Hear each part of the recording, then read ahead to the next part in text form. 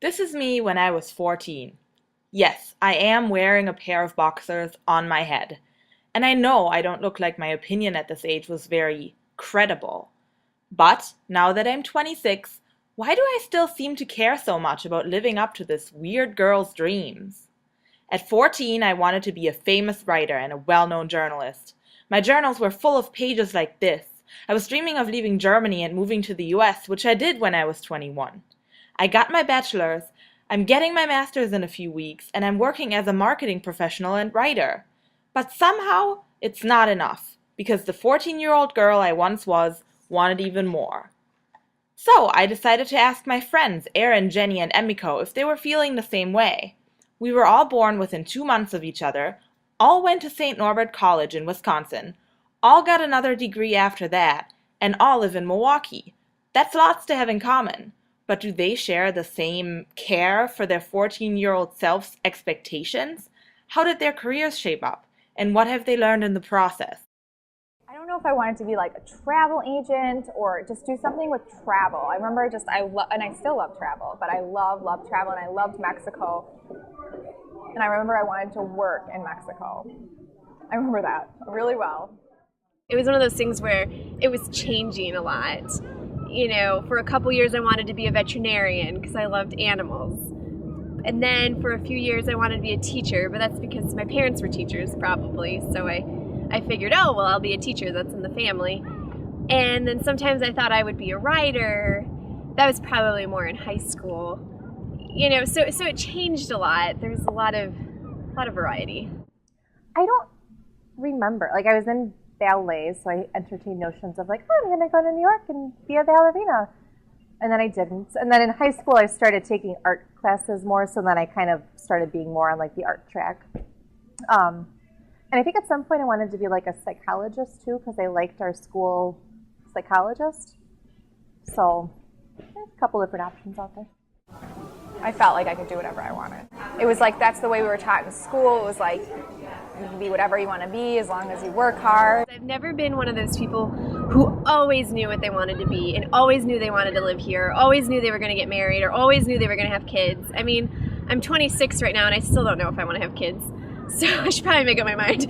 But I've never been one of those people that just kind of always knew or always had a vision of what I wanted to do or be. And I don't know if that's a good or bad thing. I think I fluctuate on how I feel about that. Sometimes I'm like, no, that's great. Then I'm open to whatever opportunities and I'm free and I can look at all sorts of doors that are opening. And then other times I think, God, I need a vision. Like I need to know where I'm headed.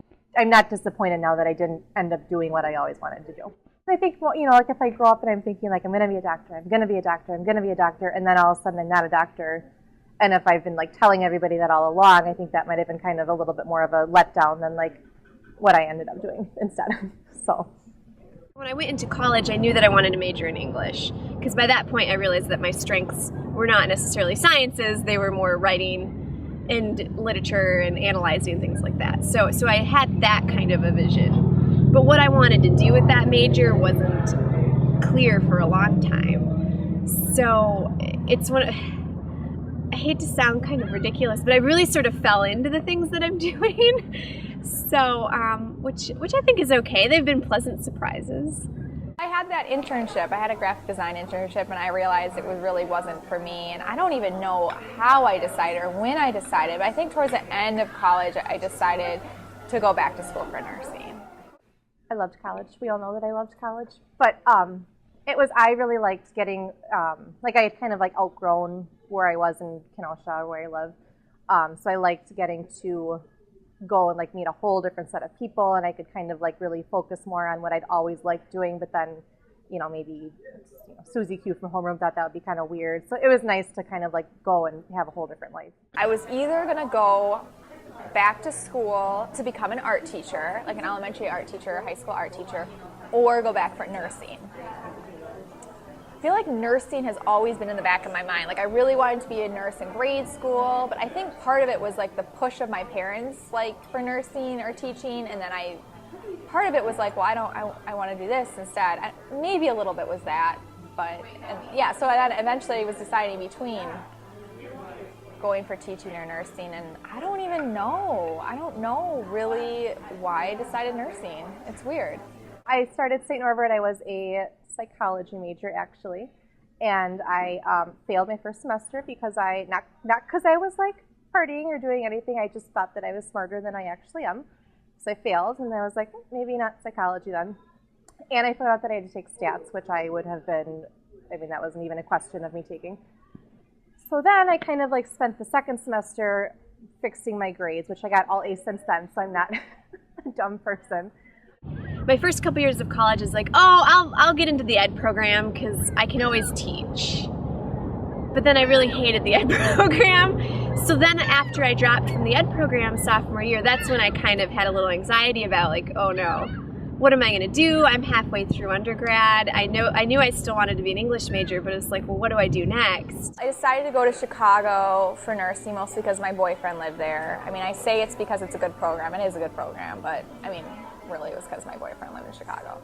Currently, I'm a communications and marketing manager for a local nonprofit, the YWCA. I got certified in January for pre-kindergarten through 6th grade, and then I'll get 7th and 8th grade over the summer. So every step of the way, I really liked nursing, really liked it. Really liked my clinicals, for the most part liked my classes, and I never double guessed it, I guess. I was very happy once I got there and started. I think the hardest part is I didn't work for I worked, but like 3 years where I really wasn't like earning the income that I needed to earn to be able to live comfortably. So the hardest part was just like literally every month looking at my checking account and being like, all right, I have $8 left. I get paid on Friday, so I'll probably be okay as long as nothing comes out between Wednesday and Friday. So that was never, like, that was stressful every single month. And then, I get emails to like, your account overdrafted again, so now your savings is down to, $2,000 as opposed to the $5,000 that you started with. So that was hard, was like watching it kind of drain as I was going through school. You have money, and then you just kind of decide what you want to do with your money, and I decided to travel, and I don't know. I feel like, and have fun and go out, and I don't know, just kind of enjoy your 20s. And I feel like I'm very much enjoying my 20s. My early 20s was just like I was taking everything on and thought I could do it all and wanted to do it all. And it was just too much, and I was tired, and I don't want to be tired like that all the time. So I think my big pursuit at the moment, in any job that would entice me away from what I'm currently doing, more than anything, I'm looking for flexibility.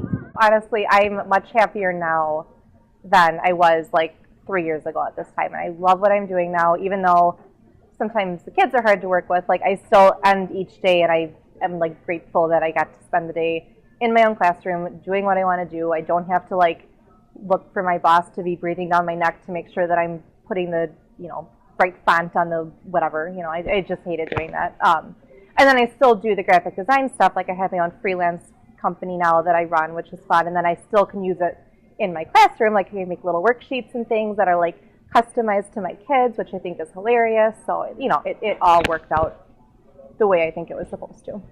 I can't just make the decision for myself. I'm making the decision, and it really affects my husband as well. So, and that's not necessarily a bad thing. Although if you would have asked me maybe like 5 or 6 years ago, I would have thought that was a horrible thing, like compromise and I've got to do what I've got to do.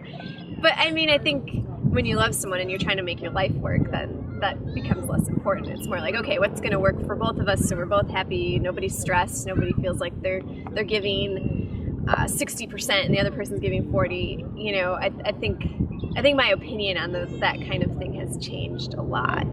Like, if you had told me when I was 16 that like, oh, someday you're going to stand in front of a classroom and you're going to run the entire classroom all by yourself all day, and actually 10-year-olds will listen to you, I probably would have been like, okay. And now I do it. So it's, it worked out.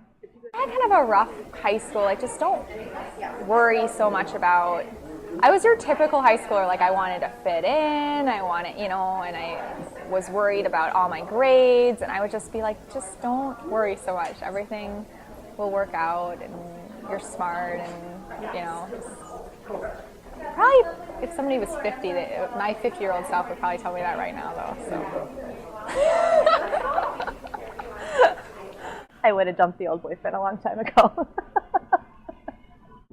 I think I've learned and don't count anything out. You know, I think as much as maybe having a really clear vision from the get-go of what I wanted to do maybe would have made things easier, I think being open to a lot of options and not kind of making myself on this really specific path has taken me to some really surprising places and given me some really fun and interesting experiences that I wouldn't have had. I learned a lot. Like there's so much, like I learned how to budget. I learned how to stretch $600 into $800 somehow magically. I mean, that's not stuff that I would have learned if I had just kept, working since I graduated from college. So hopefully what I've learned in my 20s, I won't have to repeat the same things in my 30s. So I've learned from what happened in my 20s enough that my 30s will be, fingers crossed, like a little bit of a smoother decade for me. I think the only thing that I feel like is just your fertility clock.